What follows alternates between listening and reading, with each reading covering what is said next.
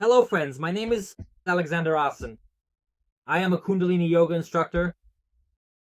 I have been practicing Kundalini Yoga for about 7 years, actually even longer. I practice regularly every day. And I had the idea to record a series of videos about Kundalini Yoga, starting with the most basic, simple things. Why? Because I looked at what's happening on the internet regarding this topic. And there are a lot of videos, and they're very diverse. And for a beginner who is just starting to get into this practice, it can sometimes be very difficult to figure things out. So I would like to create a simple step-by-step guide so that a person could come in and watch the first, second, third, up to the 20th video and really immerse themselves in the topic. So let's begin. The first video I would like to record is about what Kundalini Yoga actually is and why more and more people are getting into it. Right now, I don't want to tell you about Kundalini energy or the coiled energy at the base of the spine that rises up. I would like to talk about why, in my opinion, this type of yoga is currently trending and it's gaining momentum. And who is getting into this practice? So the very first thing that I would really like to emphasize about Kundalini Yoga is that there is a distinctly unique and deeply personal aspect in this practice. In fact, yes, I would definitely say it's all about personality when you look at it. And karma. What exactly do I mean by that? It often seems like every single person you meet might appear to be exactly the same. But in reality, the underlying situation is actually quite a bit more complex if you take the time to look just a little bit deeper beneath the surface. And each of us revolves along a certain orbit. And that's a slightly different level of consciousness, a different vibration. And it seems like we're all the same, going to the office, doing more or less the same things. But everyone has slightly different worldviews, and their internal states are also different. What am I talking about? For example, some people really enjoy working out at the gym, lifting weights, some like practicing Hatha Yoga, and then, for some reason, there are people who practice Kundalini Yoga, wear white clothes, and honestly, it's not really clear what they're doing. And here, it seems to me, a person's personal karma comes into play. This is what I'm talking about. These are certain circumstances given to us from above, and we must go through specific stages in the development of our consciousness. But if, for example, we fall behind, and we are given certain time limits. Let's say, for instance, we are given 200 years, roughly speaking. But within those 200 years, we have to learn the first, second, third, fourth, fifth, and even the 10th lesson. And let's say at some point we don't pass this lesson. In other words, we fail our exam. So what happens then? Karma comes crashing down on us. And it says, "Comrade, you haven't mastered your lessons, so that's why I've come down on you." What does this look like in real life? In real life, it's like usually a person experiences a certain crisis. A crisis that can occur in different areas. It could be a crisis at work. Yes, I don't want to do anything, nothing interests me. I was made for greater things and want to change my line of work. There's the so-called midlife crisis, for example. For some, it's a divorce and a serious crisis in family relationships. For others, it's a health crisis. And what does this crisis tell us? It tells us that we haven't learned our lesson in the time given to us, and karma has come down on us.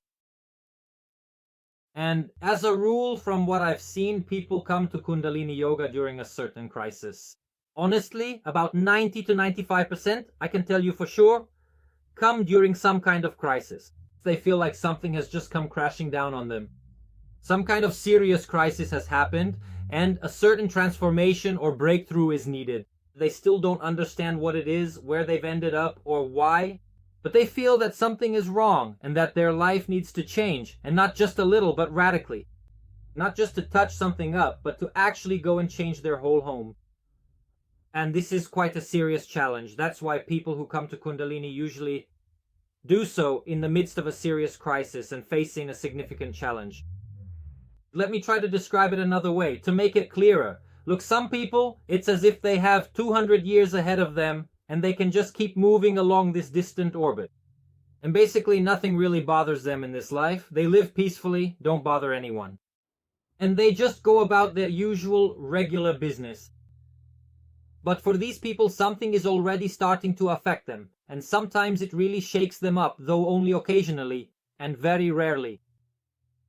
But then there are people who are already revolving in a much shorter orbit, and you see they have very little time left.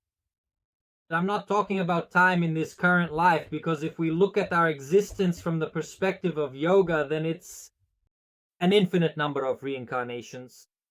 But when a person is already on a short orbit, it's very hard for them. They need to make some kind of breakthrough in this life. It's not even just a breakthrough, but rather, I'll say, to get close to the point where a certain explosion happens. A creative outburst. Let's say they feel unfulfilled inside. As a rule, people are in this kind of state. They feel that they can do more, that within them lies a certain serious potential, but they don't understand how to realize it. And they rush back and forth, and thank God if they come to the practice of Kundalini Yoga, because Kundalini Yoga answers exactly this question: where to go and how to find this path.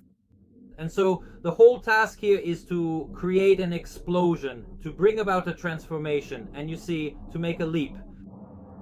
It's like an explosion of creative energy. It's our divine spark that we want to find.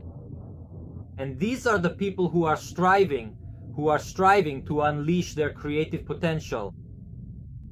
And I believe that almost everyone who comes to Kundalini Yoga is preoccupied with this very thing. And this, in fact, is truly great and very important. A matter. And as another point, I would like to add something. It is what is called world karma. World karma.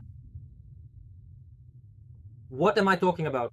That in addition to a person's individual karma, there is also collective human karma. That is to say, we as the collective human race have gradually built up and accumulated such a massive amount of burdensome negative karma. And we have done so many harmful and destructive things throughout our history that it weighs down the entire earth. How does this manifest? It manifests in certain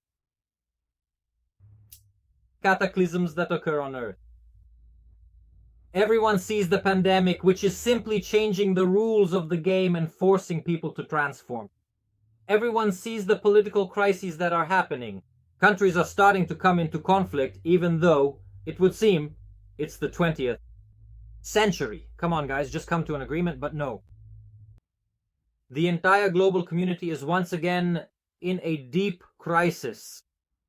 All of this indicates that global karma has descended upon us. And what does it force us to do? Once again, it forces us to accelerate. It forces every individual person to speed up. And that's it. Those who are more sensitive feel it themselves. They have to hurry, they have to make decisions, they have to move somewhere, and there's no way to just sit it out. There's no way to just hide out in the village. We can no longer just sit like yogis, meditating for 20 years in the mountains. That path no longer works, and that's why a new technology has come to replace it. This new technology is what I call Kundalini Yoga. It didn't exist before. If you look back, 100 years ago, a new technology also appeared, which was called Kriya Yoga. As far as I know, Kriya Yoga is very similar to Kundalini Yoga. And 100 years later, Kundalini Yoga appeared, which emerged quite recently. It serves to address current tasks and the challenges of modern times.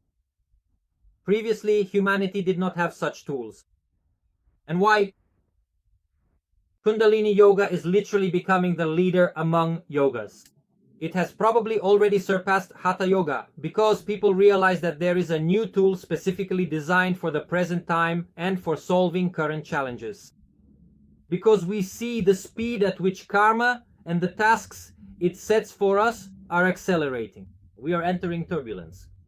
And the mechanisms of Hatha Yoga are good, but in such turbulent conditions you really need, some really powerful solutions are needed.